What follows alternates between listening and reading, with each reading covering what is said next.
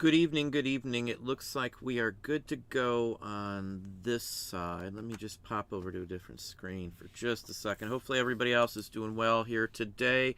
I do want to talk about some results. I do want to talk about overall platforms. This isn't about just one. This is about what's the culture.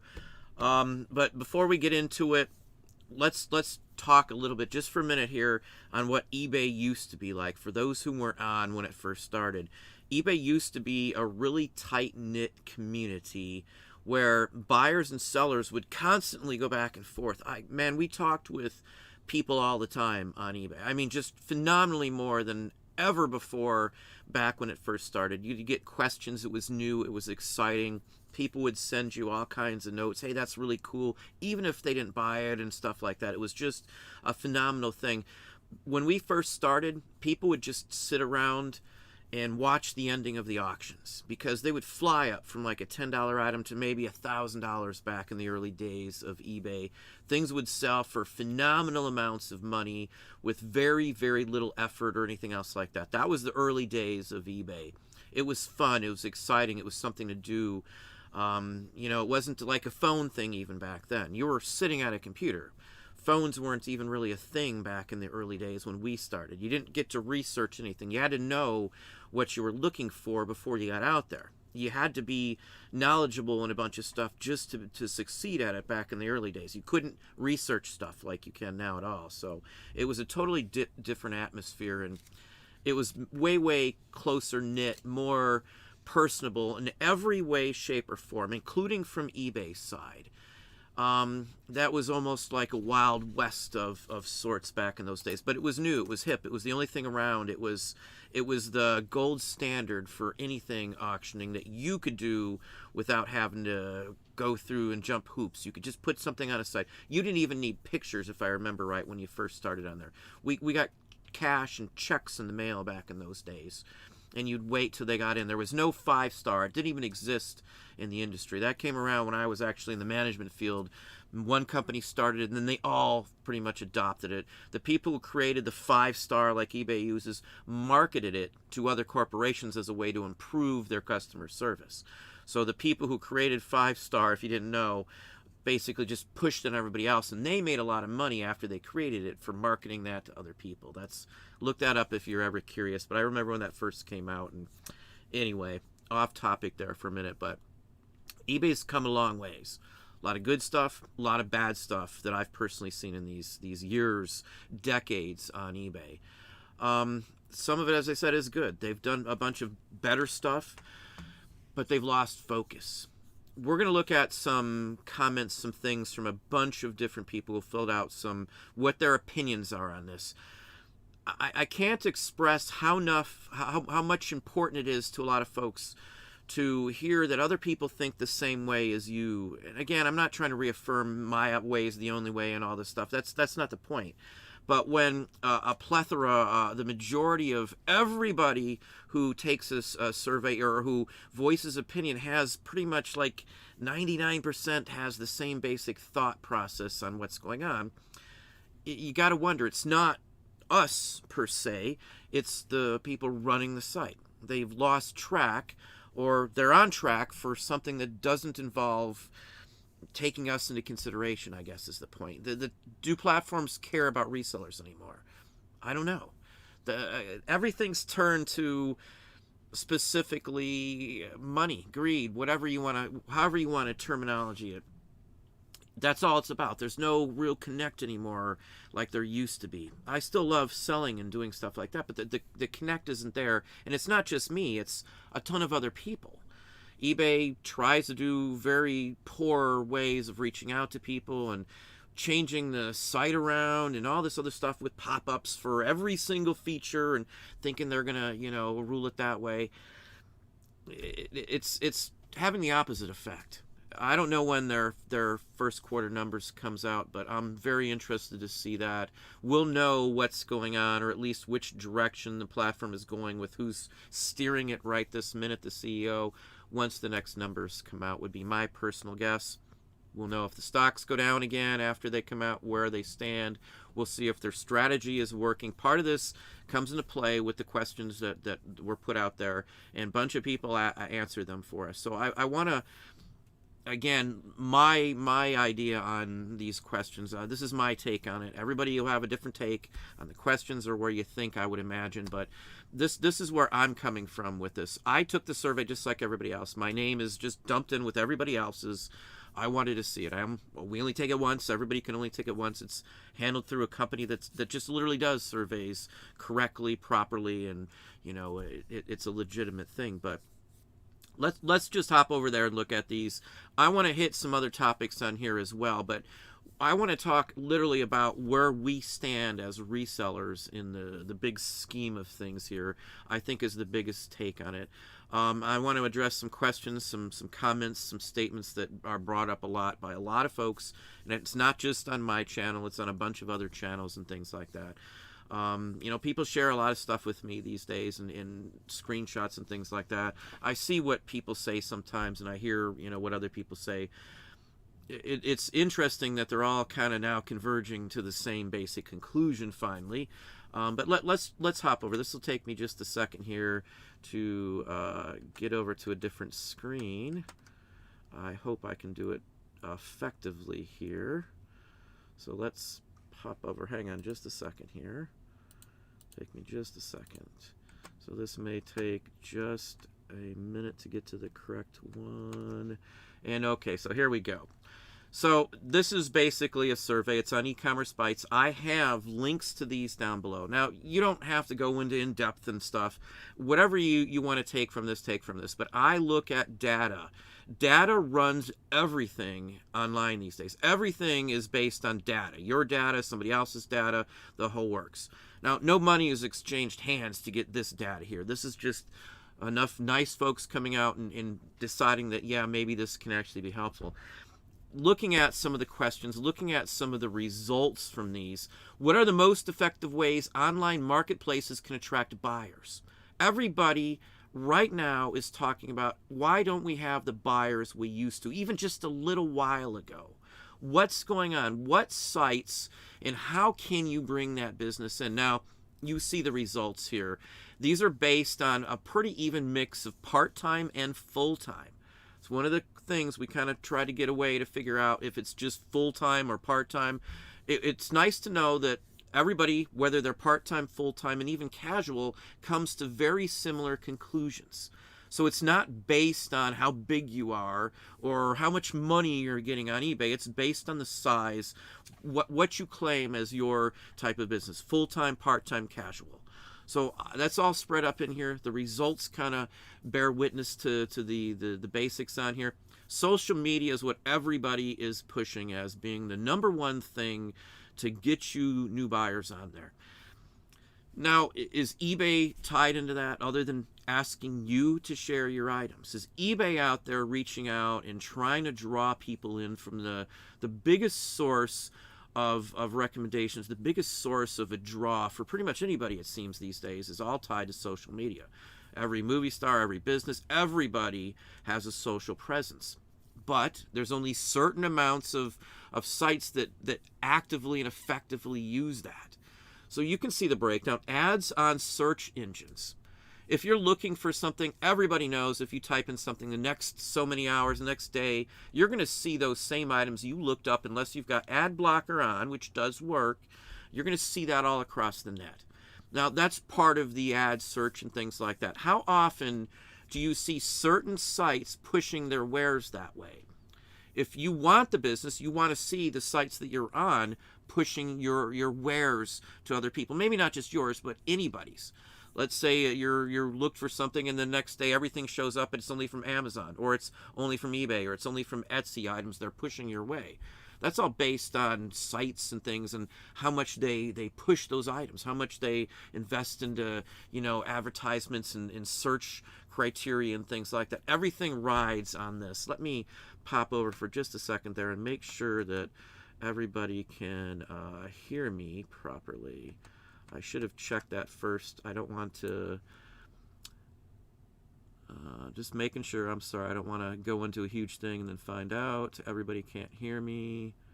So it looks like we're good to go. We're going to pop back over. I'm sorry that we're bouncing here, but believe it or not, this is stuff that I try to track down from other sites. So it's good to have raw data myself. If you're a full-time seller and you're trying to get the business, get the idea, it's good to know where the majority of your potential draw would be, whether it's sharing links or posting or whatever the case may be. A lot of people think that's necessity these days. It's not, depending on your type of business, I should say. I don't push my personal items online. I don't really advertise them to people watching this video now. I don't push them on Instagram, very rarely, other than maybe a teaching method. I'm not trying to do that, though. Obviously, it does work for those who do it.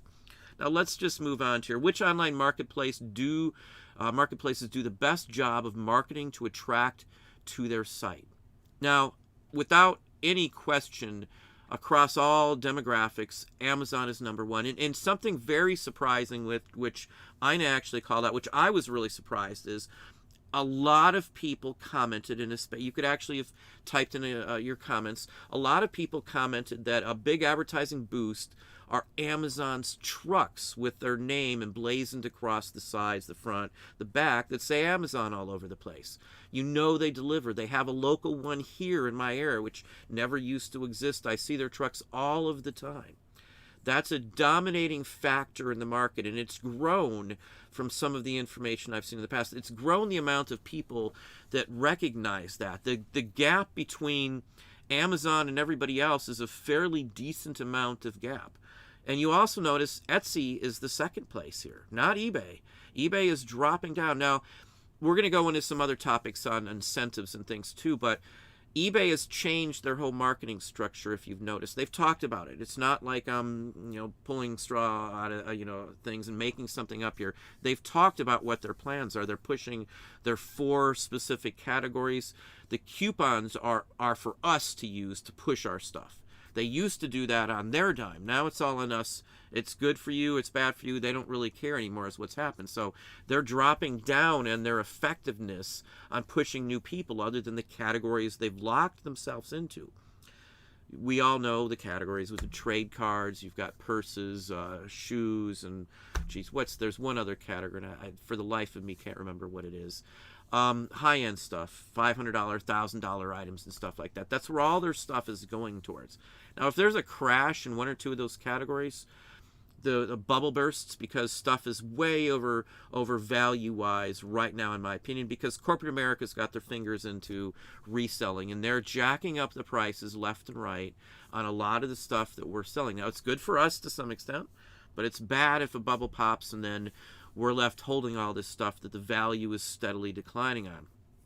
So anyway, you can look at the markets here. And very surprising, there's not a huge difference when you get down there. Facebook is getting close to eBay. You've got Macari, however you want to pronounce it, Poshmark as well. They're all at least decently represented on here, the main ones here as well. You could have made another comment and added one wasn't on the list, but how well marketplaces use incentives to attract buyers. Now this one's a little bit, skewed a little bit to Amazon. As you can see, Amazon's number one. It's free shipping, quick service, all of those aspects. Everybody wants it now, which is why auctions aren't as good as they used to be. No one wants to wait around. I brought that up in the beginning here because that's how eBay started. It's not that way anymore. I know auctions can still do okay, but it's not the same atmosphere. It's not the whole same, hey, this is new, this is cool, this is hip, this is fresh. None of that stuff is there anymore. It's gotten for a lot of people just to be, I want it, and they'll just get a snipe program or something and snipe it in at the very last second and end of story. So it was interesting to see a breakdown on this as well too. eBay comes in number 2 on here. Now, coupons have been included in some of these surveys, so I'm not sure on, the only aspect is whether the coupons were a sway as marketplace incentives.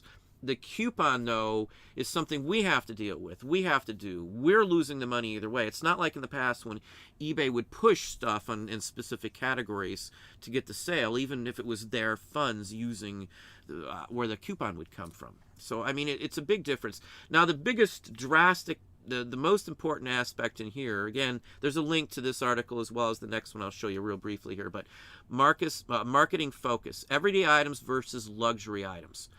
If you've seen the commercials, they're talking about $1,000 watches, $10,000 watches, $5,000 purses, $5,000 shoes. How many people do you know personally that buy that kind of stuff? I don't know anybody who buys that kind of stuff personally, that uses it, that keeps it. I mean, I have collector friends who buy, you know, $1,000 comic book maybe once a year and things like that. They're not going to sink that kind of money into stuff. I have buyers that buy stuff for a lot of money, but I don't know those people. There's not many people, that most people I know that do that. So it's a limited market what they're marketing stuff towards.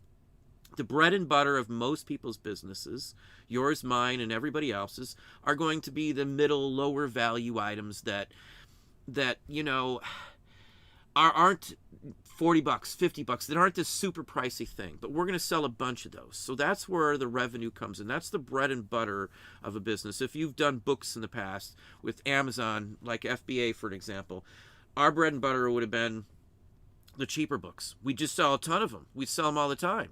You know, you just mail them in, a big, huge box, hundreds of them at a time, 2 or 3 boxes, and you'd sell a very large amount of them on a daily basis, and off you'd go. It was just a no-brainer. That's what happened, but that was bread and butter. Our bread and butter isn't trying to track down a $5,000 purse or something that's high-risk items. If you're going to be playing in these luxury items, there's a high risk on all of that. In any of the categories that have the high value items, there's always a risk that the buyer could screw you over, something could happen, the item's hot, the item's not legally yours. There's a ton of different reasons why luxury items aren't the best options for folks who don't have an unlimited pocketbook. If you can't afford to lose a sale like that, you know, or the money or the item because you got too much invested into it, 1 or 2 bad sales in a luxury good could sink you very, very quickly. I'd rather be the tortoise than the hare. I'd rather be the steady, and I'm going to make it to the end no matter what, because I'm relentless. I'm not going to stop. I'll just keep going at my pace.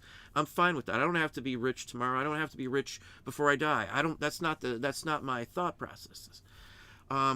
Anyway, this is a big telltale sign here that over 70% think that it should just be regular everyday items, turning it into finding whatever you want on eBay. I found out on eBay used to be a big, huge motto on eBay, and I think that's very, very essential to this. Now, I'm going to talk about some of this in another video as well, too, or at the very least on the next live show, too, but I want to touch on some of this. It's not just eBay that we're discussing here. We've talked about the specific sites that everybody's mentioning here, but this is a generalized thing. This isn't just one site or another that these questions are in response to overall. It's addressing reselling in general. What's the state of reselling in right now in 2022? Things can be risky. Things can change tomorrow, and you won't have a say in it whatsoever. These are all factors you've got to take into account. Now, I'm not trying to scare anybody from doing eBay, Amazon, Etsy, or anything else like that. We make a decent revenue at doing this. I can't complain about the revenue aspect of it, but I have every right to complain about the other BS, the glitches, and all the other stuff, because I spend, you know, $1,000 or whatever it is a month easy on eBay, on any one store we run. More than that even. I mean, it's well over that. Some months it's thousands of dollars I'm giving eBay. If I'm paying for a service, you should expect to get a certain level of service. So let's talk for just a minute. Let's go back to a screen. I'm going to put myself back on. You'll get it in the back of the house for a second here, and off we're going from here. Give me just a second here to get back over to another screen. This is the state of eBay in my book. This is where we're at. What do we mean to the platform? Now, I said we'll talk about some questions and some comments I get. I hear people saying, why don't you start your own site? Why don't you start doing this and start doing that? Now, I've got things in the works. I'm not going to do my own site. No one out there who's probably on YouTube is feasibly possible. Even the biggest YouTuber would have enough draw to get a site going. I don't see it happening in my wildest dreams at this point. Even some of the sites that are out there now that have millions, $40, $50 million of investments aren't making, anything, and they're not advancing at any steady pace. It would take a decade, years to get anything going on with anything related to IT and getting the volume to rival it. You'd need the customer base. Even if we could create, or anybody out there, not just me, anybody out there could create something. There's been a couple folks who've created their own site. There's some adult entertainment stuff out there that's taken the place partially of what eBay used to sell. There's some coin places you can sell. There's other smaller sites that you can sell specific niches in. There's other options to sell a lot of stuff these days. And same thing with Amazon. There's other options besides Amazon for some things. Some things. Amazon is usually the go-to place, though, for a lot of NOS and stuff. If you're ungated, if you've got the proper paperwork and all of that. I've been asked for receipts. I've been asked for invoices in the past, and either I had them or I didn't, and I was either going to be able to sell it or I wasn't, based on my response to those questions. That's just the way it goes. You're not in control of any of that aspect of it. Now, if there was a boycott of Etsy, I don't know how many people were aware of that. There was a boycott of Etsy. I've watched a couple videos. I have an Etsy account, had for years. We do fine on Etsy. I don't have any complaints other than the advertising issues and the forced free shipping and a bunch of the other stuff that they're doing. But it's all relates to management. All my issues with any of the platforms around all comes down to management, not the site per se itself, not the atmosphere, not the results you get off of it. Again, everybody out there who's paying a site for their use is a stakeholder in that. They should at least be able to voice their opinion when something isn't helping them or isn't going right. What do reselling platforms think about it? I've had people send me articles and things like that show that eBay's percentage of third party like us, not just me, but everybody out there, is such a small amount of the overall platform traffic and revenue. I don't know if that's true. I know on Amazon, 40% or something of all merchandise sold on Amazon is from a third party. Now, third party could be a big company, so it's kind of hard to tell. Amazon doesn't release all that information. It would be interesting to know. Etsy, it used to just be one-off people like you, me, and everybody else out there, that type of thing. But now there's a lot of big business from what I see. A lot of items from China, a lot of items that are low quality, a lot of items that flood markets on every platform out there. So where do we stand? Where's reselling going? I don't think it's ever going to disappear, but if it keeps going at the pace it's going now, there's going to be a lot less ability for some items to sell. Now, we've picked, again, I'm not trying to say sell what I sell. That's the only way around it. The point here is I picked items that, for the most part, there's nobody who's going to be able to claim them. I can't get a Vero on them. They don't make them. The companies are dead. They're old. They're vintage. Or, there's no new ones being made. There's nobody who owns the copyright. There's nobody that can go after you. There's no new ones to muddy the categories and stuff. Any name brand of any kind can shut down the ability to sell on eBay. I hope a lot of the stuff that's going on has been a wake-up call to a lot of people on that. I've been speaking that for a very long time, and people say I'm paranoid and all this other stuff, but we don't hold the keys to the door. It's eBay, and they're opening it up for us.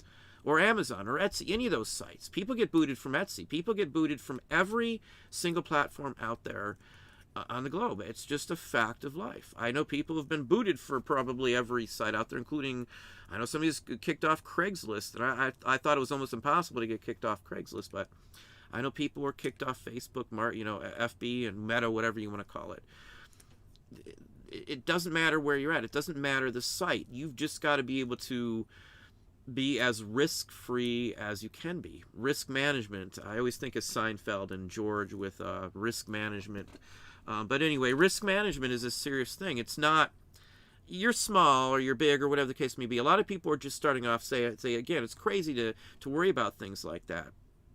It's not when you don't control when somebody can shut you down. It doesn't work that way. You need to be lurid. If you want this to be your business, you want to make your revenue from doing this, you got to be safe, and safe means that you cover yourself in any way you can think of that's going to help to back your view, your side, your every aspect of your business up. Don't buy from places where you're not sure on. Don't risk something. Don't meet people in strange places. If you've ever seen or know anybody, I've got a friend who's been pawn shop. He's owned pawn shops for years. They get stolen goods all the time. And that's the same basic principle. You're the same people who sell to a pawn shop fake goods and stolen goods and stuff are selling even easier and more of it to people that are out there trying to meet up and buy stuff. Theft and stuff is huge in some areas. I don't mess with NOS anymore of like pharmaceuticals, like OTCs, over-the-counter items and stuff like that. OTC for me is a no-no because of the amount of theft. I don't want to be wrapped up in anything. I don't want to be purchasing from someone. And I used to mess with OTC all the time. I worked at Eckerd's as a manager, and we could buy the discounted stuff at like less than 10 cents on the dollar like so many times a year. I made a lot of money off makeups and perfume and things like that. I mean, a real large amount of money before there was Veros on any of that stuff. So don't get me wrong, I don't have any problems with that, but all of that stuff, any of that stuff can get shut down. Any of the stuff that's name brand, I've been preaching this. I know it hasn't happened yet, but more and more, when I started, there was no Vero program. When I started, even when they started the Vero program, it was like one page.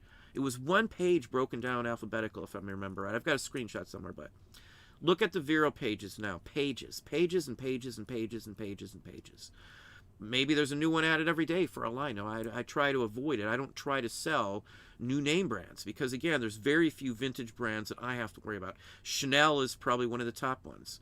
Chanel items I'm very cautious with. I run into buttons and pens that are, maybe not real, and that can get you in trouble. Chanel and all the major companies like that, they're very prized of their name. So again, you got to be careful with that. When you look at stuff like that, and which side of the spectrum we fall on, it's us now going versus the corporate America on every platform out there. So who does eBay care about? Where's most of their money coming from? Or do they assume that since we're all so small compared to a big corporation, that our voices aren't significant? There's no way we can team up together to cause any stink that eBay couldn't weather out, or Amazon, or Etsy. Again, as I said, there was some folks boycotting Etsy real recently, within the last week or two, I think, but I think they've all been forced to give up because it's a good chunk of their revenue. Why don't I quit a site if I don't like it so much? I like the site, I just don't like how it's run. Why don't I quit a site? Why wouldn't you quit a site? Because you're making money off of it. If I'm a full-time business, I'm not going to cut off 40% of my reselling revenue just because, eBay's, terrible to work with sometimes. Again, it's the people running it. It's not the site. It's not the lonely person on the phone that you got to talk to, or the chatters. They only can do so much.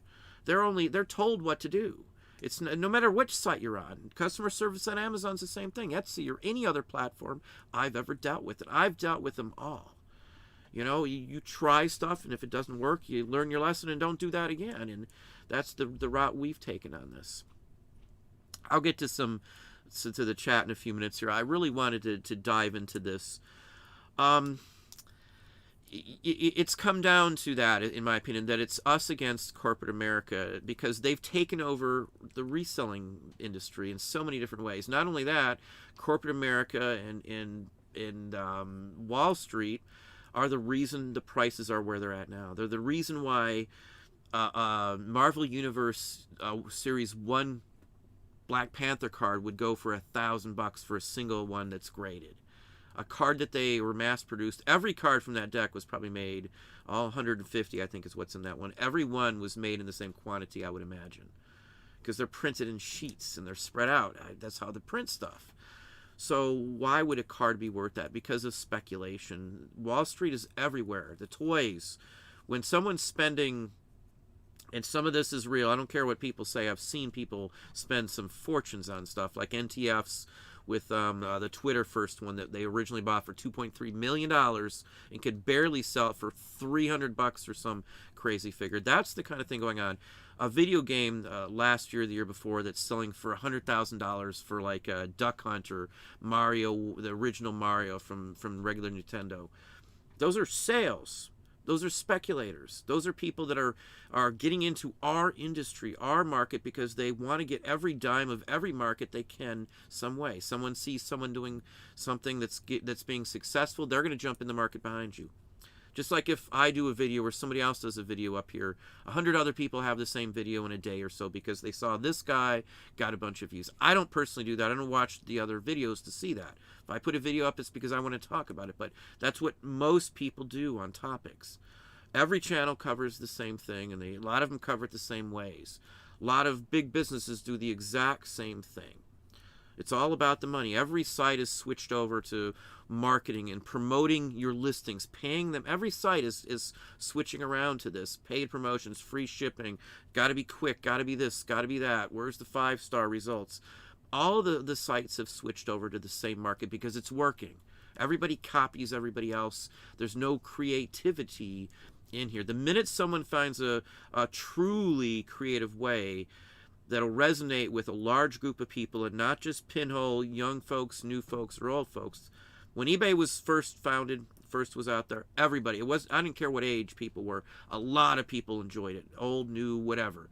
Nowadays, the sites are split up, a lot of them, by age groups and demographics. Like Poshmark is a lot of younger folks. No disrespect to anybody, but that's what the demographics show.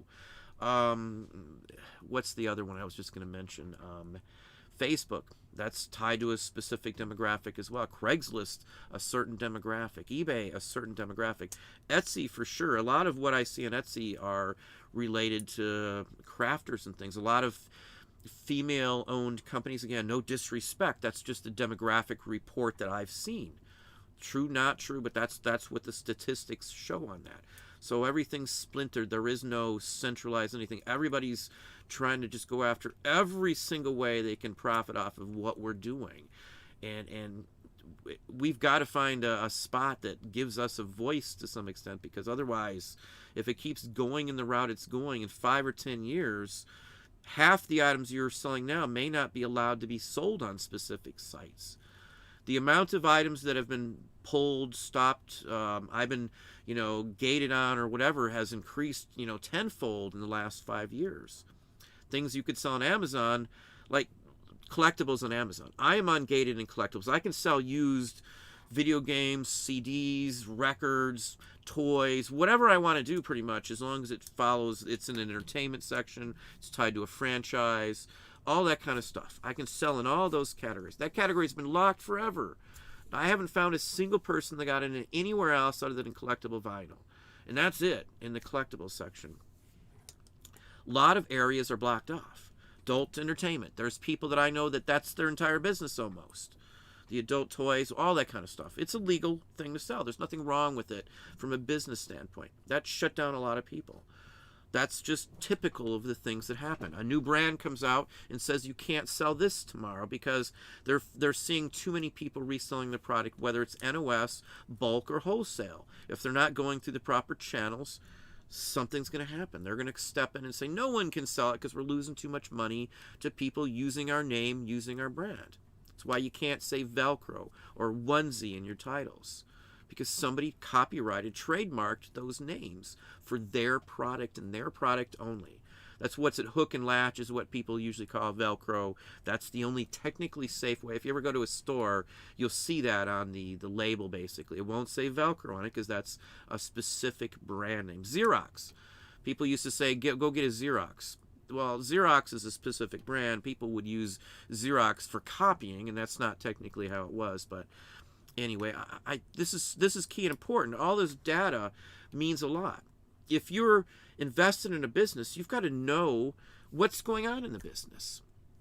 If you're only worried about selling it and blah blah, and tomorrow you figure out something changed and you're not up on it, you've got to pay attention to all of these aspects on it.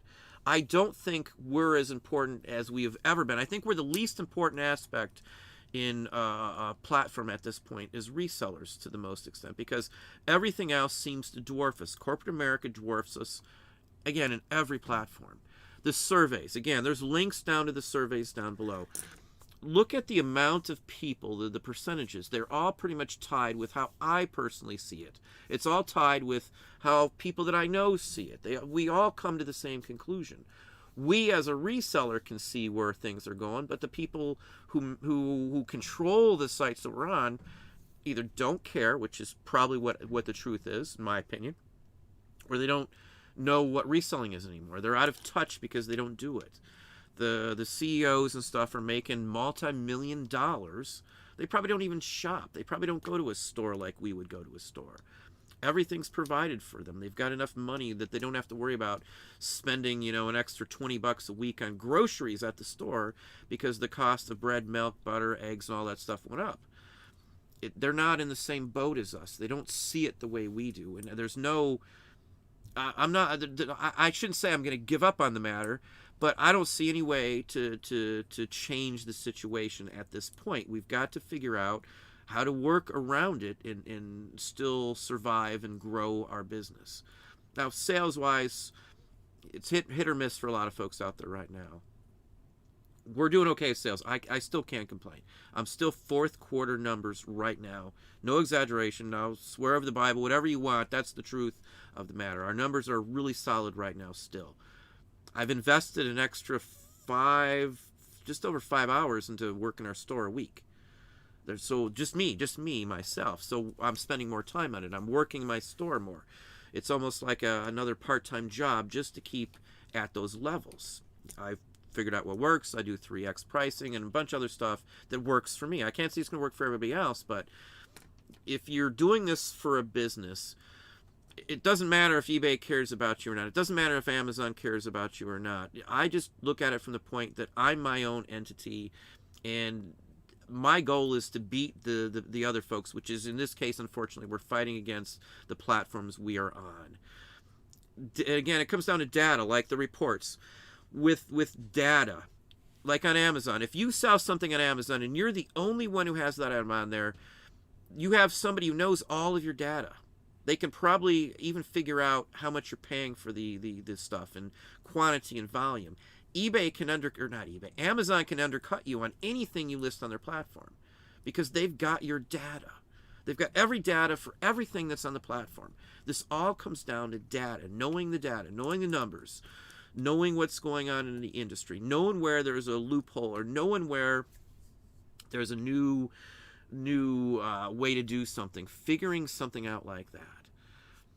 I can't say how everybody else is doing. I talk to hundreds of people all the time. Most of the people I've talked to, probably 60% or so, are having issues with sales right now. Maybe that's not correct overall, but that's the percentage or thereabouts that I get from the amount of people that I talk to. And I talk to, a considerable amount, or people make comments, I should say, as well, too. So that's a pretty high percentage. You may not have quantity. For us, quantity rules the day. Again, if eBay is not going to be my partner, or Amazon's not going to be my partner, or Etsy's not going to be my partner, I'm going to work around that. It's an obstacle. It's a challenge. That's my strive. That's my goal. That's my plan for the next week, is to beat what's going on, to keep the sales coming in at all costs, to figure out another way to bring revenue in. If I'm losing revenue on one spot, I figure out another way to get revenue from somewhere else. It's a game. We're all playing the same game. And eBay, Amazon, Etsy, Posh, Macari, whatever you want to call it, they're playing the same game. They just have 1,000,000 times more money than us, 1,000,000 more people than us, so that they can pay to do whatever they want. So we have to work harder and smarter going forward. That's the only way that you're going to survive at this. Probably still, on a daily basis, there's somebody saying they're quitting doing this. I get calls for, hey, you want to buy my inventory? I just can't make it. I can't do this. eBay doesn't hear that stuff. They don't know or even probably care, in my opinion. Same with Amazon. We're just a number. They don't even know who we are. We're just nobody. If you call eBay, Amazon, Etsy, are they going to actually remember you? Is anybody going to know who you are? Your customers are what matters. Your business is what matters. I'm trying to take eBay out of the picture other than it being the platform, or Amazon or Etsy, any of them. I'm not just talking about one platform. I'm treating it as my store the best I can. I'm working with rules that I'm confined to work with, and I'm just going to figure out whatever works. I'm going to keep going with that. If it doesn't work, I'll stop it. It means, again, I'm investing 5 or so hours a week extra every week to get things going. We're trying something else new. If you're not talking to other resellers or looking into stuff, you're probably missing out on opportunities to help your sales. I can tell you right now. I talk to people. I don't want to give out names. I almost said a name, but there's people that I've talked to for quite some time. We go back and forth on, he's tried this or she's tried that. Where do you stand on this? And the consensus rules the day. Hey, this isn't working for me. Item specifics, for example. I've been talking to people left and right on item specifics in great length, paragraphs, pages of conversations on item specifics. There's definitely some changes since they've rolled out the item specifics. It's definitely seeming like the new game in town is to make sure you get as many of those in, because eBay is probably burying, ghosting, hiding your listings that don't have a certain amount of those filled in. I've got enough data to say that I do believe that is the case. And it's not data just for me. Again, the surveys are data, but I'm a big data-driven person. The data usually is correct as long as you're doing the evaluation of the data correctly. And when I talk to a bunch of people and they all come to the same conclusion on their own, based on volume, based on repeatedly testing something to see what works, and we all say, hey, this is what works for me, and we're all saying the same thing, item specifics, in my opinion, need to be put in. There's no way around it. They have to be put in because those items are being ghosted, in my opinion. And again, that's in the user agreement. They don't have to show your items. If you're not going to play ball with them, they don't have to show you. Keep that in mind. If you put something on sale, or promote it, I should say, they don't have to show or even promote your listings. That's in there. If they don't deem it's important or fit or the right fit for a buyer, they don't have to do that. It states stuff like that in the user agreement. I've got videos showing that line from their many lines in user agreement. There's nothing wrong with eBay stating that. We know it's in there. You know, I'm still on the platform. I agreed to that. So that's the way it is, but I'm going to have to figure out to fix it. We're going to go in and put 7,000-8,000 of those in, and I've been putting them in here and there as it is, and the number goes up and stuff, but we're just going to go through and knock those out if it takes us a long time, which it's going to.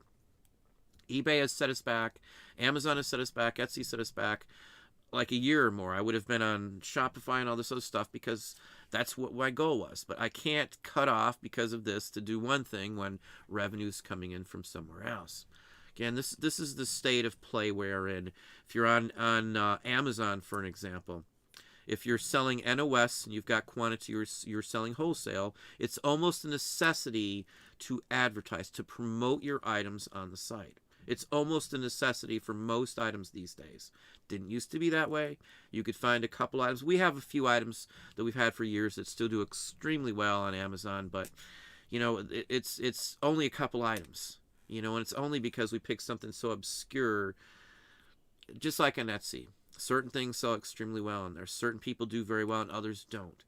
The folks who do well on any platform out there have adapted to, whether it's BS, whether it's, pardon me, bullshit or not, people have adapted to it because there's no other way to get around it. We're not holding the keys, as I said earlier. They're holding the keys. It's all theirs. Let's pop up here again. If you're enjoying the conversation, please hit the thumbs up. I just broke 200 people on now. We got 55 thumbs up. This is how I feel. This isn't some BS to get a bunch of people to watch my videos. I'd love for everybody to watch my videos and have a ton of views, but I'm not going to do what everybody else does just to get those views. I'm going to be myself. This is how I feel. This is how a lot of people that I talk to feel. This is it. Let's pop up here. Yeah, there's a bunch of comments in here already. We've got a flood of comments in here already. Since I'm so far behind, I'm not going to rush through calling out names. I want to get to some comments or questions. I do appreciate everybody coming on tonight.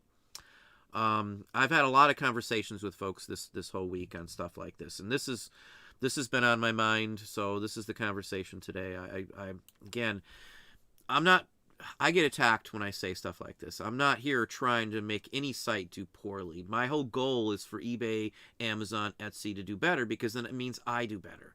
No one, including myself, has anything to gain if a site doesn't do good that I'm on. It makes no sense. Again, this is based on those running the sites. In my opinion, it's all based on the people running the sites and where they're going and why things are flailing in the wind right now. I use the wacky waving arm guy as an example of what they're doing. Whatever they can throw at the wall, if it sticks, they'll keep going with that. If it doesn't, they're basing like eBay is basing a lot of their futures on a very small section of expensive items that are in a bubble, in my opinion. Trading card industry is 100% in a bubble. And if anybody's been into comics, trading cards, even action figures, they've had ebbs and tides where they've crashed, the market's gone down, nobody wanted it. Things show up in the discounted aisle and stuff like that, or sold through secondary, third chains like drugstores, action figures at drugstores and supermarkets and grocery stores. Even name brand materials being sold that way these days. Markets change. You got to keep up with the item specifics. I'll say once more, I think everybody should fill in as much as you can humanly do. I think enough users or buyers have switched over to looking a little differently and seeing things a little differently, where eBay is able to use that data more effectively, in my opinion. Again, that's my opinion, but I've looked into it for a god-awful long time. I've talked to a lot of people on that. I've looked at my own sales and items that have the item-specific recommendeds not put in. Now, I'm talking about recommendeds. I'm going to fill all those in. I've run a test before, and it was terrible for the ones I filled in. I'm going to give it the benefit of the doubt again. We put 4,000 in last time. I did 4,000 listings worth of item specifics. We downloaded them and did them, spreadsheet, of course, but I'm going to bite the bullet and do it. We're doing like 40 a day or something as it is now, but still, I want to do hundreds and just get it out of the way and see if that's the case.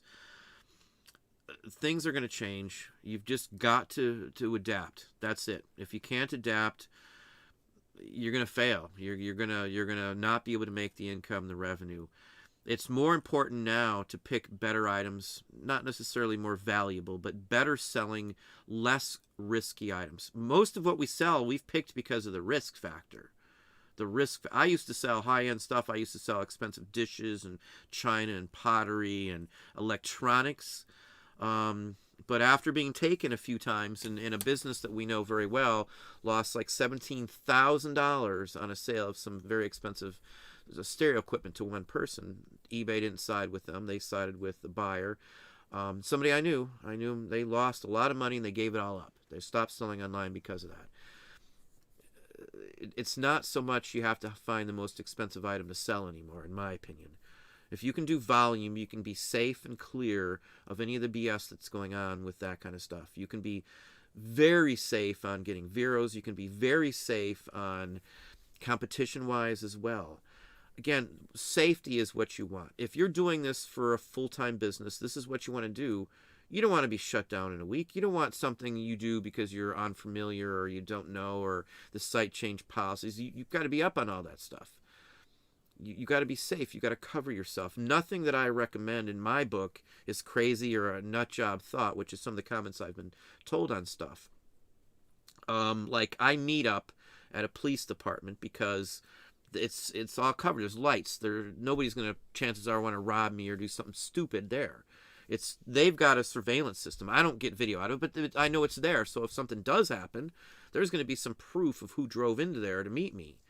If I get shot, that happens all the time. It happened here not too long ago. In fact, somebody was buying a motorcycle or something, and the person got killed in front of his 14-year-old kid. So I don't trust. We've had death threats on here on YouTube over stupid stuff. So it's not safe to meet people a lot of times. You never know. That's not being paranoid. That's just being safe. This is a business.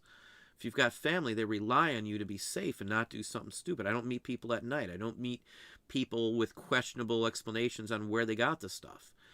I don't meet people if they don't want to go to a safe place. I don't meet people at a strange house. I don't run by strange houses and things like that either. It's just me. You can do it how you want. But, I'm 100% safe on everything I do because it's just not It's not conductive to your business. It's not healthy for your business. This is all about your business. Yours, mine, whoever's. But it's not. eBay is just a factor. Amazon's just a factor. Etsy is just a factor. The biggest aspect I don't even call eBay if there's problems anymore these days. It's just not worth my time. It's not worth the hassle. Usually by the time they even get back with me, if they ever do, it's the issue's gone away or something. It might take a couple days, but I try to pretend like I'm on my own these days, and I don't have to worry about it. I try not to mess with the politics. I read their updates. I pay attention to what's going on, and then I just ignore the rest of the eBay aspect of it, the rest of Amazon aspect of it. I'm just shipping in somewhere, and I try not to think of it as anything else other than that. I'm worrying about my aspect of it. We've wasted too much time from the changes. There's so many other people out there. Item specifics, though, is another waste, but I'm going to have to do it, and I really would seriously at this point recommend everybody at this point. I wouldn't have done it last year, and I wouldn't have said that, but I think it's essential. Anyway, let's again pop over here. I know I ramble for a very long time sometimes. I see Daryl in the house. Mr. Lowe, hey Charles, how are you doing? Carolina Picks, of course. Winter Crow is in the house, lurking. I think I saw Mike. Artie Mike's in the house. Denise Painter. Hey, Black Crystal Dice, how are you doing? I got Marty, Jiminy Flip It. How you doing, Marty? Hopefully you're doing well. We're shooting some video for Weebles and stuff this weekend some more. I've already got some footage in the bag, so I know I've talked about it before, but if you're gonna waste, I shouldn't say waste. If you're gonna put time into a video, I want to do it the best. I want to get the most out of it, where I'm not just wasting time on something that's not getting me a return on it with videos on Weebles. I've done okay with the Weebles videos, but if you're passionate about something, you want to put it together right. So we've been playing around with stuff. I got videos on animation and the Pink Panther stuff we got. I need to put some of that together. Time-wise, though, eBay's crushing us in time-wise, and so is Amazon and Etsy. And anyway, hip. Stephen PB, how are you doing? Lurkin Caro. I just sold mini Lisa Frank bag with stationery inside. Biggest profit this month. Really needed it. Well, congrats. Had to wait on the checks to clear. Yes, back in the early days of eBay, you had to wait for checks to clear. Winter Crow remembers back in the 90s as well. There's not a lot that there's a bunch of old timers around, but a lot of the folks that are like on YouTube are like newbies. And I hate to say that. If you've only been on a few years, that's still, in my book, a newbie. And no offense, it's not an insult or anything, but I've been on for 20 some odd years since eBay has been eBay. And so has a lot of other people. But overall, you'll see the difference if you've been on that long. And that's, I guess, the point of that. Denise, eBay used to be the place where you could literally start with nothing and build a business. Yes. SRG, how are you doing this evening? RCQ, welcome. Lavender Clothesline, how are you? My best sales are during my 20% off sale or sending coupons. There you go. There's another example. We do sales. I always have sales running. Always. Well, there's an hour gap while we're rerunning and ending and selling similar.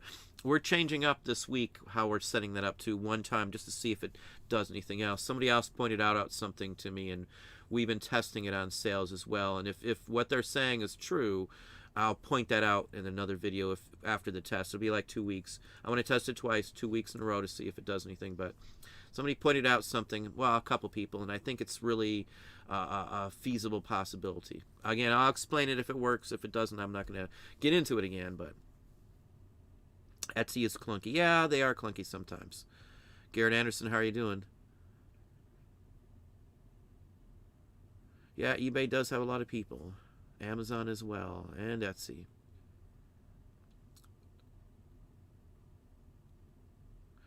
Yeah, targeted ads, you've got to, exactly with the kids and stuff. I know Facebook was found to be guilty of that. Like Ryan's Place is the reason they had to change laws because of one of the bigger YouTubers was pushing stuff towards kids and stuff like that. If I remember right. I did read it back in the day. I don't remember the whole story. LSGS Rob, how are you doing, Rob?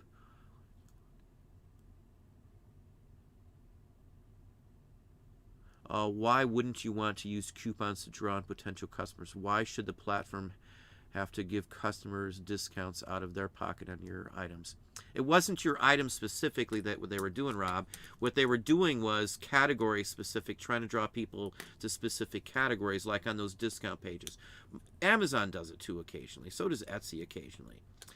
I don't coupons don't work is the problem from us. They don't work from us, and I know most people that I talk to, they don't work. I can have better results from doing a sales and markdown than I've ever had from doing a coupon, and I refuse to do a coupon and a sales and markdown.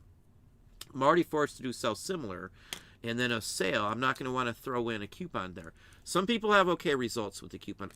If you're just going to post a coupon up and it's there 24/7 for everybody, you might as well just run a sale, because you can just copy and paste that and never have to do anything else with it. At least that's my take on it. I've tried the coupons. I've done all the coupon stuff. We did it for a while.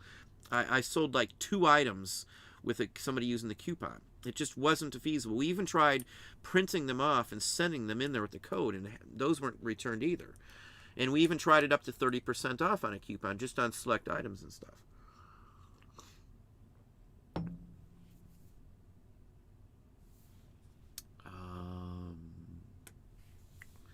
Hey, Gail, how are you doing, Gail? Good to see you. Is it me or is it blurry? You might want to reload your screen or something if it's blurry. Barely any sales this week. It's been unusually bad for me. Hope everyone else is doing well.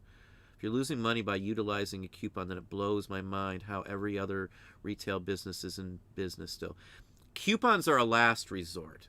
No business wants to do a coupon. I'm going to tell you that straight out. We did coupons. If a restaurant is forced to do like buy one, get one free, they're in trouble. It's the only time a restaurant, for example, or established retailer, if they're doing 30% off, they're in trouble at that time. You don't do a coupon or a discount or a sale if you're having no issues. The only time we do them all the time because we kind of have to because of our structure. I could go ahead and reprice everything and do this and do that. What works for us is for vintage. Most of the people using coupons like retail and stuff like that, again, that's because they're having issues.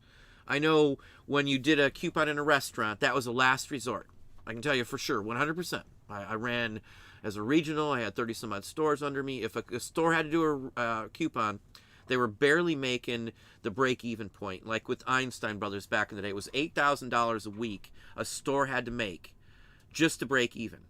So if you didn't make $8,000, take home after all the fees, all your labor, and everything was said and done, you didn't make any money for the company.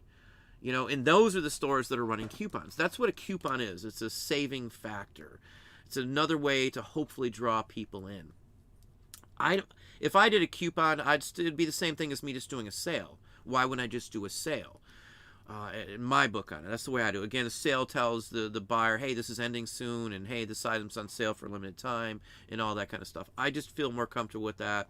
It says it on there. It's not a coupon that you have to punch in or do anything with. You don't have to put a code in. I have far better results with running a sale than I ever had with doing a coupon. I literally gave up doing coupons because of that. We spent a lot of time doing them, figuring, hey, this is okay.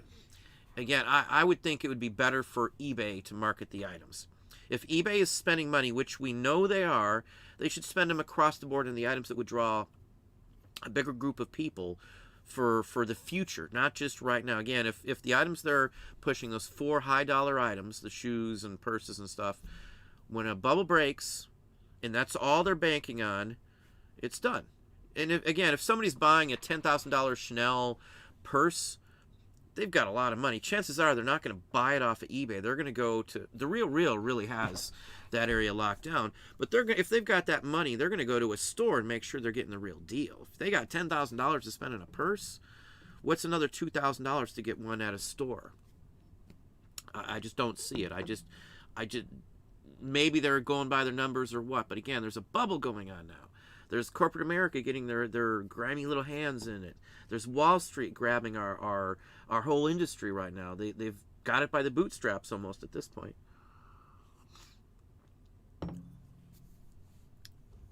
J-Span Green, how are you doing? Barely any sales this week. Finds of yesterday. Good evening. Usually bad for me. I think we got to that one. If you lose, okay. Let me pop down. Dave, Midwest Picker, how you doing, Dave? Good to see you in the house. Another fellow YouTuber. Marty is too. Jiminy Flip It up there at the top. XO Cheer Morn XO. They should launch eBay Luxury. Well, I doubt they'll do that. They want to all tie it because then they're going to have 2 different platforms. If they do that, they'll probably end up selling it like StubHub or Classifieds, which again got rid of value for the company. They're selling off the value to the company. Robert Charles Manson, how you doing? This doesn't mean that eBay is just going to throw away all other categories just because they are putting more of an emphasis. Doesn't mean everyone else is going to die out. From what I personally see and almost everybody else I talk to, there's a difference between pushing some items and only worrying about those items. Everything they've said, everything they do is all saying the same thing. It's all going after those expensive, high-valued buyers.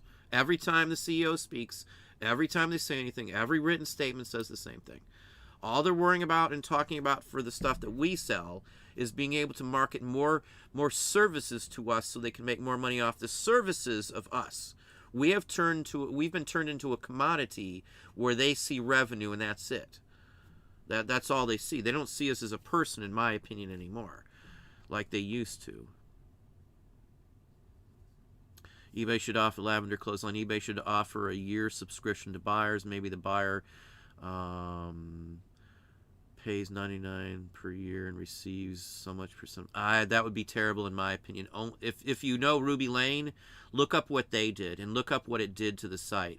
Ruby Lane charged a fee to the buyers, and that was the end of it. They never have been back. The CEO attacked the sellers from. I have posted it up here. I think I posted it in my Patreon page for sure. Look up CEO Ruby Lane. Look up what happened when they did that. It was a terrible fiasco, and I think if eBay did that, they would be scaring away even more buyers, even for a certain percentage off. And then again, who's paying that percentage? eBay wouldn't do it unless it's the high valued items. So again, it wouldn't be us that would get any benefit from that, if that would even work. The people who are buying the cheaper used secondhand goods in the first place aren't going to want to spend another $100 just to get some other working deal out of it, in my opinion, based again on what happened to Ruby Lane. Go look at Ruby Lane. I'm telling you that. I've talked about that before. A year or two ago, they decided to have a fee for the buyers, and that was, oh my gosh, the sellers, everybody revolted on that one, and they reversed it because it was the biggest complaint ever seen on Ruby Lane in my life. It never ended from that. And I don't think a lot of people recovered from that exact issue, from what I've been told. I get your thinking on that Lavender Clothesline, but I don't. Look up Ruby Lane and you'll see exactly what I'm talking about. I've seen it firsthand what can happen when the site charges the buyers. A deal finder, welcome.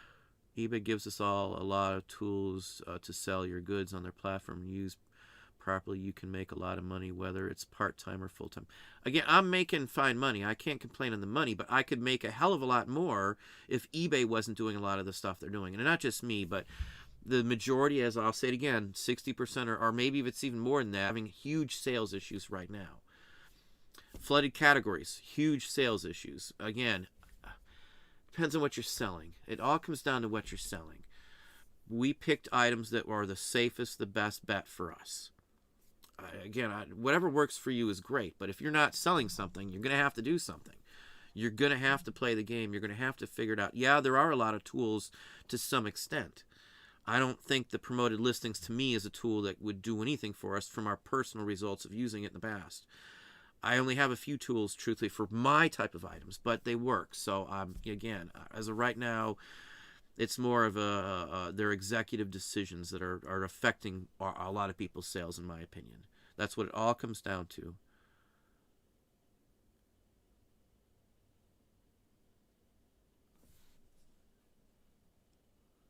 Yeah, and I'm not saying they're throwing away the other categories. The point is they're not advertising at all for the other categories. All of their investments, all of their time, all of their energy has went into these categories with authentication services that they can collect more fees on. It's all about the fees. Everything they're doing comes down to fees every single time they do something. My opinion, but you can look at the numbers. It's not just me, and I'm not the only one who sees this. Those categories they've invested a lot of money into. Again, if they crash, that money is wasted. If people can't afford it, the economy, to any of that stuff happens, and they're not pushing the stuff that could sell because it's lower value stuff, they'll be in an even worse shape. Only thing I see even right now is Amazon's gaining ground, gathering more and more business, and the rest of the sites are barely even able to sustain themselves. When or first quarter number comes out in another month or whenever eBay pushes it out, we'll see.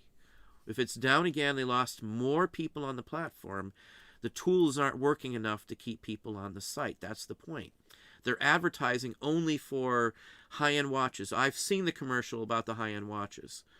It's a total waste because it's looking like eBay is all for the uppity, rich stuff is what the advertisements that I see are. I've seen a few and they're all the same thing. There's nothing marketing. Find whatever you want on eBay. Find it on eBay. It's just, hey, we got expensive watches. We got expensive purses. This, again, with the survey, it goes back to how they're handling this aspect. They're not pushing the site. They're pushing very specific items only. Back with the coupon again. They used to advertise them for, categories to draw people in from Google, from Chrome. I don't see that. Take it as you will. I've paid attention to this for a very long time. This is our business. This is how I pay all my bills. This isn't a joke to me. This is literally my life. So I pay close attention and I worry about all this stuff.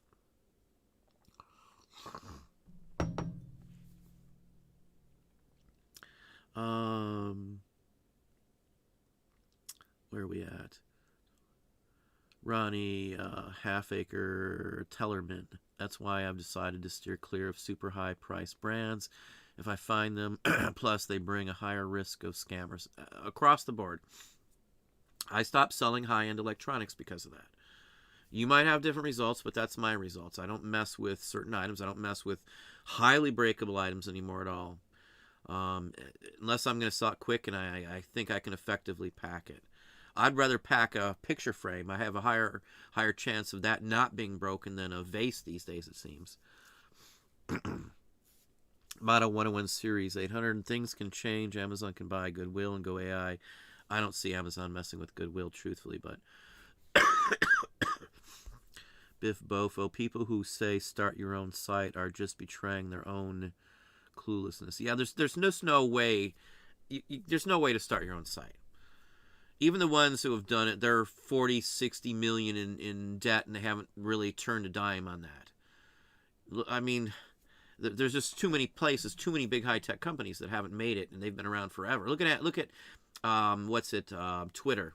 I don't think has Twitter ever made a profit. I know for the first 8-10 years they never made a profit. I don't think they're making a profit now, or maybe they've never made a profit. I don't know, but they're not some big high-priced company that's making a ton of money for everybody.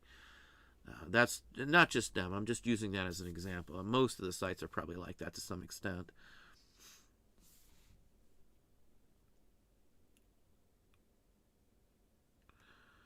Yeah, J-Span's talking about free shipping with subscription. It has to be on Prime and all the other stuff. There's a little more to it, in my opinion. A lot of people hate Prime. I mean, we're a Prime member, I'll be honest with you. I don't have a problem with it, truthfully. I don't mind waiting to have a bunch of stuff shipped together. It's usually I got $1 or $2, and we'll just use it for a movie or something else like that. You know, I'd rather buy stuff on Amazon because I don't have to worry. If something happens, that's just a quick chat and I'm done. They fix it every time. We had a scammer we got shut down the other day who ripped us off and ripped off a bunch of other people. Anyway, that was on Amazon.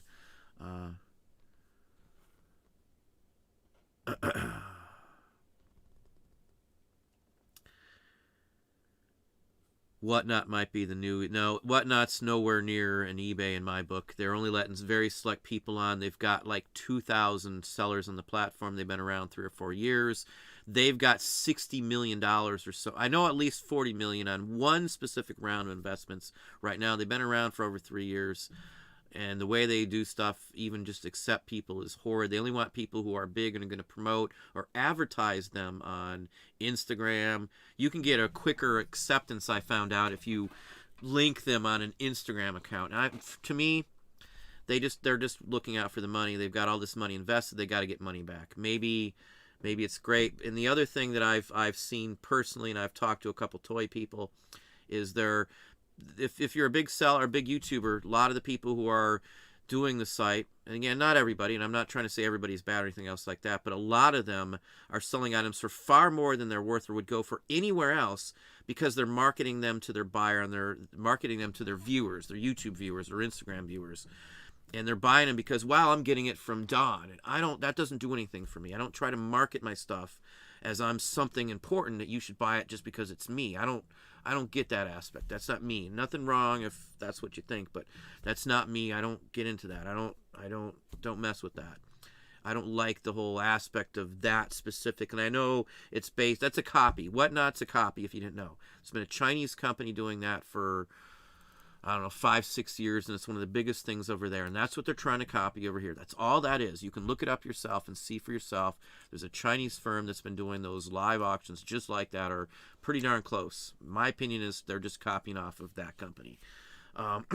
I don't jump on the band. We tried Mercari, not for us. Poshmark, not for us. I'm not wasting any more of my efforts on it. You know, if my kid wants to do it or something, that's on him or something. But I'm not banking on that as being anything. With the amount of money they've invested into it and how I never even heard of it until a few weeks ago, I'm just not gaming it. If it's been around that long and I've never heard about it, and they only have 2,000 sellers on the platform, it was very small. I mean, extremely small. And everybody seems who's bringing them over is people that they're, you know, YouTubers with huge viewer bases.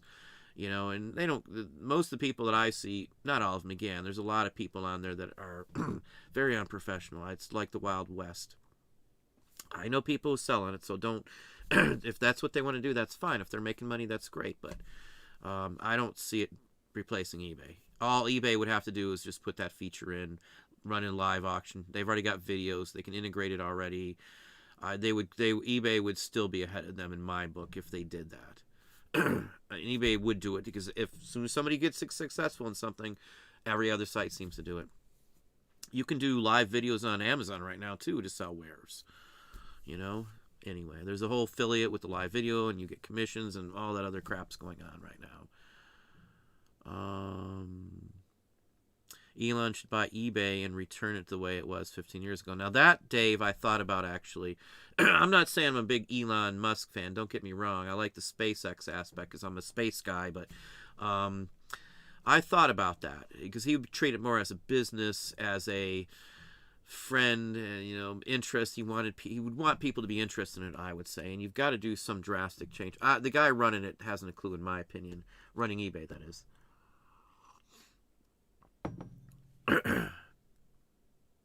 Josh Pitts, lots of estates and liquidation businesses closing around here. Yeah, there's some local places you can do some things, but again, you're limited in the reach. So if you're selling like rare and scarce items, they're not going to sell for very much. You're not going to have enough draw. It's your traffic that matters. The traffic to the site's all that seems to matter, in my opinion. When I looked at Whatnot, it wasn't even a blip on the chart. And that's my take on it. It's Wild West. Mercari's still not even a blimp. And Mercari's got tens of thousands of people on the platform, as does Poshmark. Those are so far ahead of the game than all these other ones out there, the smaller ones. I'm not saying you can't do okay on small ones, but I think it's going to be a fad. Just like NFTs in my mind. In my personal opinion, an NFT is just a scam. There's nothing to it. You don't own anything. The only way an NFT works is if you hype it up where people assume it's going to have a value and they're going to invest more money, and then you've got to sell it to make that money back out of it as well. So if you can't sell it because no one really wants it other than you and a couple other people, it holds no value. So anytime somebody's making something digital, they're making a market around it. An NFT was created to just make money. There's nothing, there's nothing backing it. It's a creation by Wall Street. Literally, look it up. This is all it is. There's nothing backing it up. There's no gold in a bank. There's just like Bitcoins. Bitcoin could be crushed. Any of the coins like that. I don't get into any of that stuff. I know people have made a lot of money. I don't care.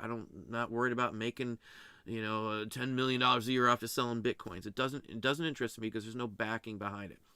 Longevity in the long run, I don't see it holding up. It's had some major issues and drawbacks. NFT is even farther down the list than Bitcoin, in my opinion. Excuse me. NFTs is just, it's a scam. It's a scam. It's pushed by a lot of people. What's it, pump and dump they're calling them now, where they push all these NFTs and they push the digital coins, chain block and all that. and they'll push it so people buy it, and then they sell all their stuff to people who pushed it, and then no one else out there wants it, and you're stuck holding the bag, and the people who started it are making all the money. And that's what I see with any of that NFTs, any of that stuff. I know probably I'm going to get some hate and say, oh, this is the best thing in the world is NFTs and stuff, but none of that stuff, in my opinion, is going to be a viable long-term revenue stream. And I hate let's hop on this right now because it's hot for a little while, and then I'll move somewhere else. I would, again, the tortoise beats the hare every time because the long, steady, continuous route is usually the best route. I think about longevity. Don't do something just because it's flash in the pan or quick. I'm not saying whatnot won't be something in the future. It doesn't matter to me. I'm not interested right now. If 2 months down the road they turn into something else and they fix issues, I might jump right on. I don't know. But the point is, right now, a lot of that stuff, there's too many of those out there. There's too many options, and there's too many, hey, try this, it's new. You can't just keep hopping around from spot to spot. If something doesn't work at all, yeah, I guess you got to give it up. But, I don't want to be a flash in the pan. I don't want to just try everything out there at this point. We've tried stuff and we've wasted a lot of time. What works is what you should delve into and advance on it, play around with it, test stuff. If it works, you keep going at it. eBay's still working for us. It's just more work. It's more aggravation, but it gets us a large chunk of revenue. 6 digits easy every single year in rev. So, everybody has their own opinions, and there's nothing wrong with that, of course. Lavender clotheslines. I sell very heavy items, so free shipping would kill my business. Yeah, we don't do free shipping at all. I don't sell heavy items at all anymore. We used to sell box lots, 50-pound lots of stuff, and I just don't want to have to worry about it. We got the dolly and all that stuff, but I don't want to do that to the mail people coming to the house. I don't want to do that. UPS is sometimes not worth it. FedEx I stay away from. Heavy items is just, again, if it works for you, it's great, but for us, the heavy items I had to give up. I don't mess with those anymore at all. A deal finder. There is money to be made in small classifieds websites by investing, but investment is high. I've had a few over the years, and they do get used once they get a bit of exposure. Classified websites is you got to advertise. I've done that game. I don't want to mess with that. I remember the old days with Yahoo and stuff, Yahoo auctions. There's just not a big enough draw. Even bigger sites that most of you probably never, like the big red toy box or Big Reel. Those used to be the go-to. If you wanted to find vintage toys at one time, it used to be the big red toy box. That was a big site. And then it used to be for like movie collectibles. It used to be Big Reel.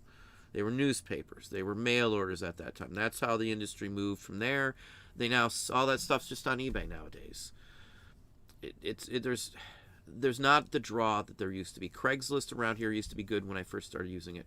Craigslist is dead for a buyer.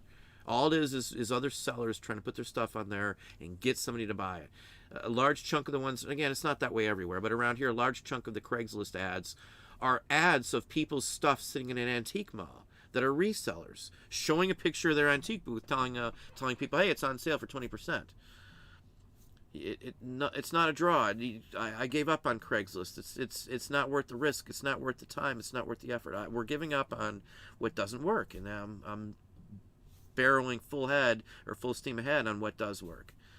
Again, everybody's got something different, so you're going to have to figure out what works for you. I'm not saying give up. I'm not saying that you shouldn't do eBay or Amazon or whatever. I don't have any problems with Amazon and all this, and I don't have any problems with Etsy. It's usually eBay. I'll have to be honest with you. I've given them a chance in the past, and they've always screwed me over on it, so I'm not trusting anymore. I just ignore them and don't even call them when I have issues unless they owe me money. That's about it. Because, again, it's not worth the aggravation on it.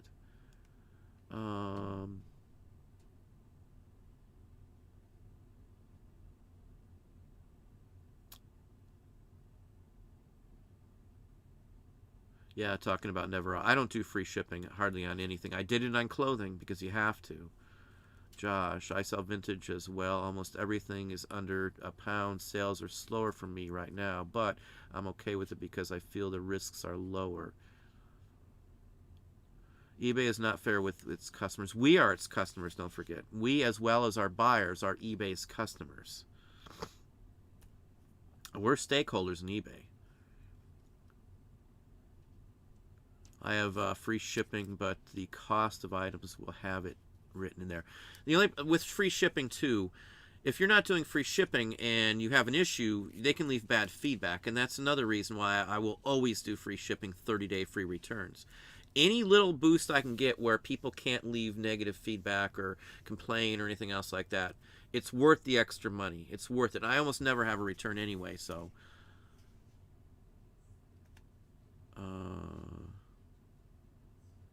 Yeah, some of it is very sad, Barlight Broker. I will agree with you. They love China, though. Yeah, it just depends on the items. It's not just China goods, I have to say. There's goods from all over the globe. Taiwan, I've seen India, and even some from Mexico and Canada that I didn't trust the items either.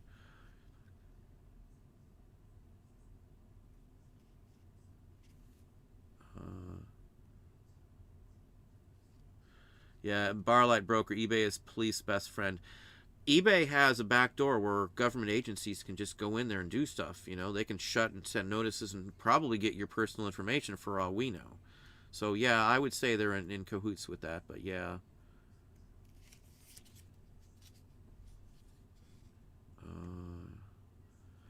I dropped free shipping. Cost of shipping is rising too quickly for me to reprice everything. Yeah, if you do free shipping and you don't do business policies, you're going to have to go in and change the price every time they raise shipping. And that's another drawback on there. If you're not thinking and you take an offer, you could lose money. I don't know how many people have told me they forgot to think about shipping when they were getting an offer in and all this other stuff because they were doing free shipping. They missed an increase in price. Like right now with the extended length on packages and stuff, if you didn't account for that, you could be screwed on that and have to pay extra on those as well, too. Hey, Mr. Hale, how are you doing, Bob? There is a video up, too, on Patreon for those in Patreon. I did post it well before the show today. I did answer a bunch of emails. I did not get to everybody. I don't know if I'll get to them still tonight. One of my kids is out of town, and we've got something going on I have to deal with still tonight. I've been busy since like 6:20 this morning.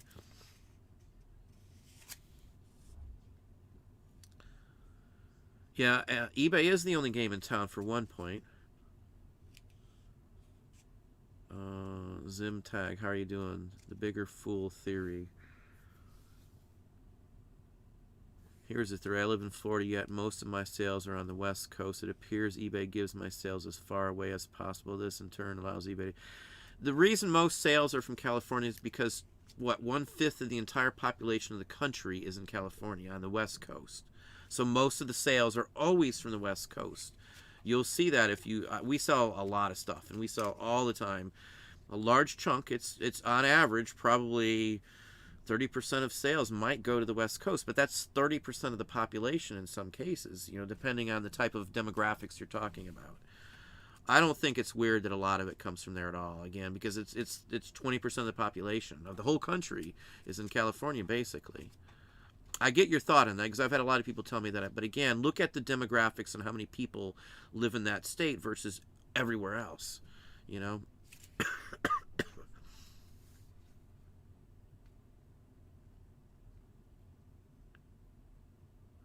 Yeah, eBay was excited in the beginning. I could see a loyalty program that would work as long as they don't have to pay anything.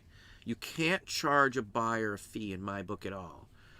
Again, Ruby Lane is a perfect example of that. I just don't see it. You're already telling the buyer before they even buy anything that they're going to have to pay, and that's a bad sign. That paywall is a big deterrent for sales. I promise you. Look up on some national survey. Look up some statistical boards on when a paywall comes in, the sales difference versus when there's no paywall. There's actual industrial standard reports that, you know, give you that information. It's a big drastic difference how many people just buy just because of a paywall. That's a turnoff for a lot of people these days. If it flips, it ships. How are you doing?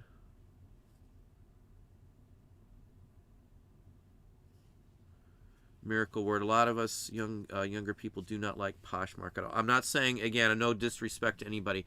The demographics on the platform state, it's pretty much a given that mostly younger folks are dealing with Poshmark. I don't like the sharing. I didn't like any of that stuff. I didn't like having to work. I didn't like all that other aspect of it. I just want to do my thing and be done with it. I don't want to have to be required to do even more than I'm doing with eBay and the other crap going around right now. I get the point, though, of course.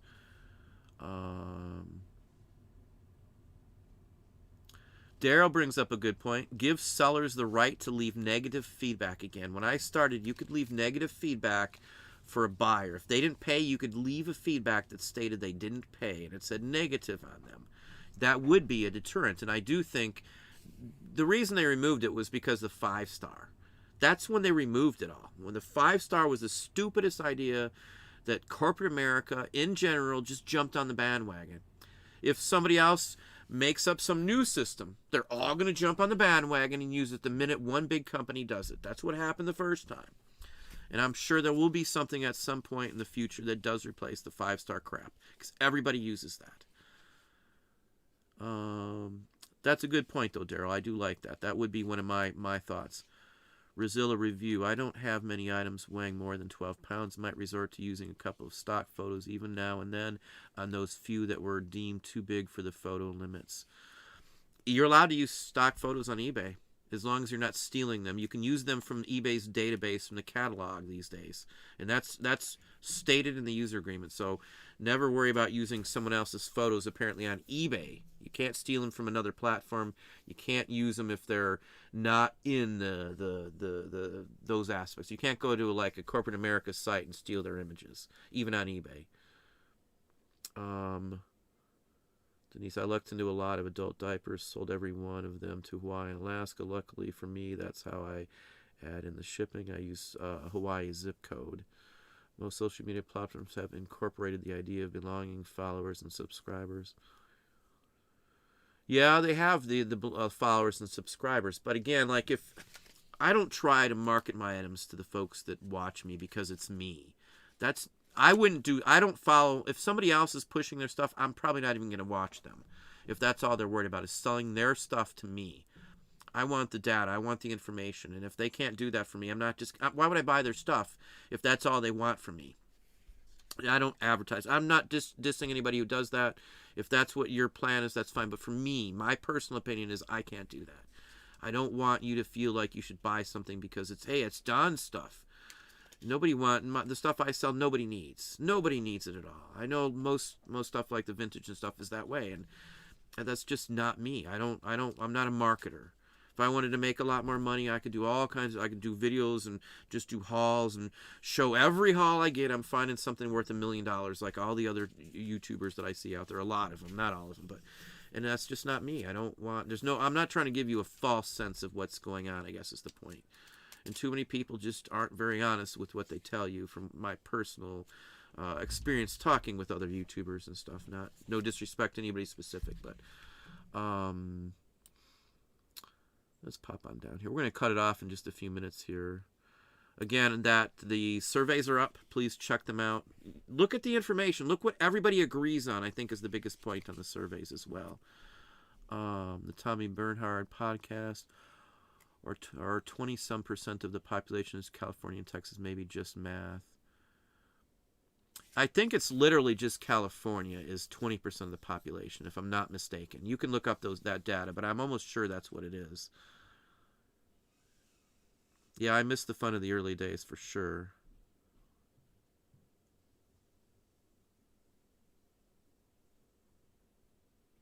You can check on buyers to some extent. If I'm worried about a buyer, I always look at the feedback they leave for other sellers. Feedback left as a buyer. Look at that from a seller before you decide on taking an offer, and I always do that. If they've got like half of their feedbacks are negative for a buyer, I'm not going to accept their offer, and chances are I'd block them. If they've got a high percentage of negatives or just BS where the seller's like, no, that's not true, I'm going to block them. I'm not going to accept their offer. I would never take money over, a bad deal. I would rather not have the money. I don't like the aggravation. So again, it comes down to safety. Where were we at? Let's see if there's any more. The Tommy Bernhard podcast. The only people struggling on eBay are the ones that don't change. Misery loves company. Questionnaire. Um, Again, I'm not failing, but I still have many issues with what eBay is doing. It There's a lot of folks, if you're just starting off, it's going to take you time to figure out how to work this. It took us 3 years ago to figure everything out and get it where we have enough income coming in. I talk to new folks coming on. A lot of the YouTubers out there act like you can just make a living off of this right off the bat, just starting off, and that's just not the case. Most of the people who have done this for any length of time, maybe they're paying their bills, but that's about it. You're going to realize that it's going to take more than just, hey, I'm selling some stuff. You're going to have to dig in and know a lot more information. You're going to have to figure out things. You're going to have to switch up what you're, again, as they're saying there, Tommy's saying there, you've got to change things up. We do change things up. If something works, I go with it, and then I advance that specific aspect and figure out what else I can do to grow my business. And that's the only thing that's been a consistent working pattern for us, and it works all the time. I'm still having fourth quarter sales right now. I can't complain about the sales. Again, I just ignore eBay these days. I don't pay attention to most of what they say. I look at my numbers. I look at my reports. I don't look at their stuff 99% of the time anymore. The only time I do is at the end of the week to compare, to make sure they're not screwing me on fees and all that other stuff too. I got 2 invoices, the exact invoices this month, and I was worried that they might have double charged me. So I'm keeping a close eye on that. It's the second time I've got double of some form. They double posted that I had my monthly fee. Only one showed up, thank goodness, but I don't trust that won't happen again. Let's see where we at.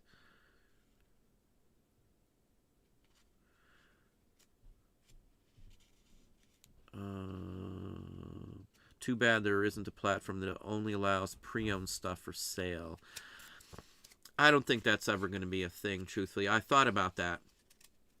My thought maybe at some point is that all the sites that are out there now, the major ones, eBay, Amazon, Etsy, Posh, Mercari, those sites I think are the top, the bigger ones.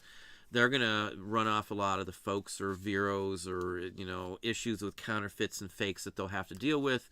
And there'll need to be another site that only does used and vintage items. Etsy was originally kind of that, but it steered the other way. eBay, you could sell anything, but most of it was vintage too. They've kind of gotten away from that as well. Just look at the homepage for crying out loud. It used to just be all antiques shown on the homepage of eBay, but that's not the majority of what they're selling other than the high-end and then corporate America crap. But where are we at?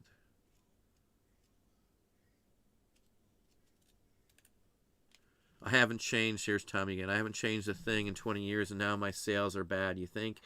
Yeah, we change all the time. We've changed just since October like 3 times. Yeah, if you're doing this, what do they say? If you keep doing the same thing over and over again and expect a different result, I'm not going to get into that one. But yeah, you got to change things up. If you're selling the same things you sold 20 years ago and your sales are dropping and dropping and dropping, you got to switch up. We switch up seasonal when we used to do clothing even. I would change stuff 2 or 3 times a year in our store, just like a retail establishment does. We're going to end it on here. I know I've yapped enough here, but my thoughts on this is literally me and what I think on this.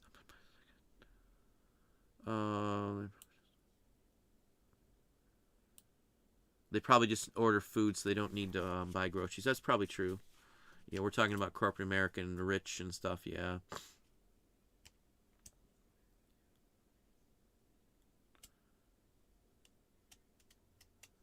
Yeah, maybe we should all post on Twitter or something on Elon's account, please buy eBay. That would be interesting if everybody did that. I might actually I might go, I don't ever do Twitter, but I might go to Twitter and say, hey, please buy eBay. Let's see what happens with that. I might just do that. If I do, I'll post a screenshot. Maybe everybody can do it. Who knows? Maybe something would happen. I think he would be able to steer it, hopefully, in a good direction. I hope. But then again, he's more on more liberal on his what he would allow to sell, in my opinion. I think maybe we'd see adult items back with someone like him and stuff like that too. But anyway, I'm going to let it go on that. Thanks everybody for coming in. We're at 235 in house. If you're enjoying the conversation, please slam that thumbs up there. I know I don't get to a lot of questions, but this one was just on my mind all day long. And yesterday, I've been chatting with a lot of people over issues like this, and I got to put that out there today. Again, the survey links are down below. Check it out. Questions, comments, please respond down below. If you agree with the survey, please leave some comments down in the comment section as well. Most people, again, their viewpoint came right in line with exactly what I thought too. Even the ranking of the sites, which was pretty interesting, that most people see it the same way. Not because of me, but that's just the way they see it as well too. But I'm going to let everybody go. I appreciate y'all coming on tonight. I hope you have a good day. Hopefully sales are doing well. If not, work your store, list new items every day, push things around, run some sales, and do sell similar if need be.